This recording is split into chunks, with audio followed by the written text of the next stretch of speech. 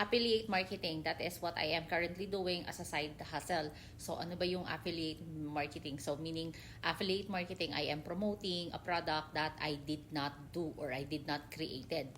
So merong company na po-promote mo kung ano lang yung product nila. So what I am into is I am at the Digital Marketing Academy that I am promoting the courses, the products that they have created for the students. You are not going to promote anything that you actually haven't tried. Ako kasi, I started to be a digital marketing student at first because I am already an affiliate of a high-ticket product that gives high commission. I know I have to do more kasi nga wala naman akong alam sa digital marketing. Sobrang digital marketing pa lang yung sinabi, parang medyo high term na yon para sa akin. Yes, ganun ako non-tech savvy or ganun ako ka-illiterate sa mga words when it comes to online marketing. So, hindi ako sanay. Parang na-overwhelm pa nga ako pag nakarinig na ako ng ano ba yung DFY? Ngayon, alam ko na yun, it's done for you product. So, meaning, yung company nag-create na ng product para sa'yo, para i-sell mo or para mas mapadali yung trabaho mo online. Of course, a friend actually introduces me on this digital marketing education. Kung kukuha ka ng digital marketing degree sa traditional school, it will cost you around mga 5,000 sa first semester. I think, correct me if I'm wrong, pero ayun lang ang narinig ko. I haven't do such research. And aside from that, kung mag-aaral ako sa traditional school or kahit online, I know they will give me deadline na kung kailan ako dapat mag-pass ng mga projects or submission ng mga dapat kong basahin. Ganun din sa traditional school, I have to attend.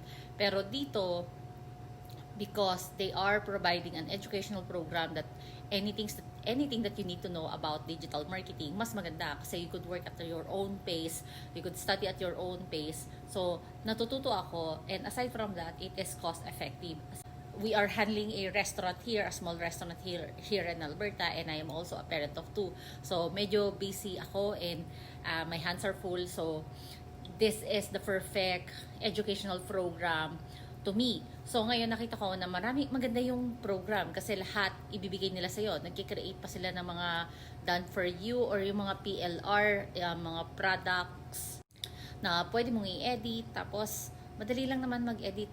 Ako, non-tech savvy ako, pero they are providing a step-by-step training on how are you going to edit the products, tapos you can sell. O kaya naman, as is na lang, kung ano lang yung nandun, yun ang ibenta mo.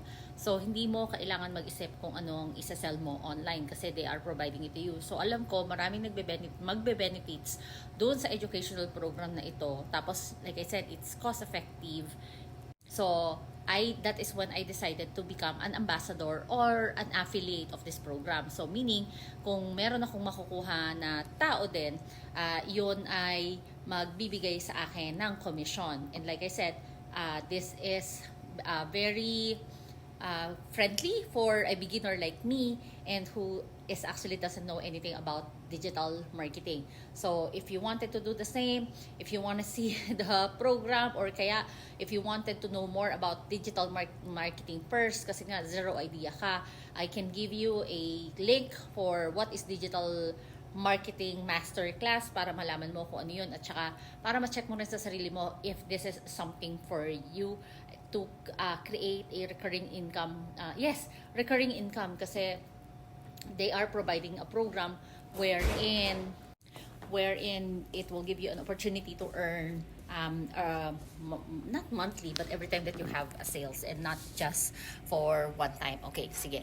I just have attending a guest right now, so I'll, like I said, connect with me and I'll give you the link. I'll give you an access for the masterclass or for the program, and then yeah, connect with me. God bless us.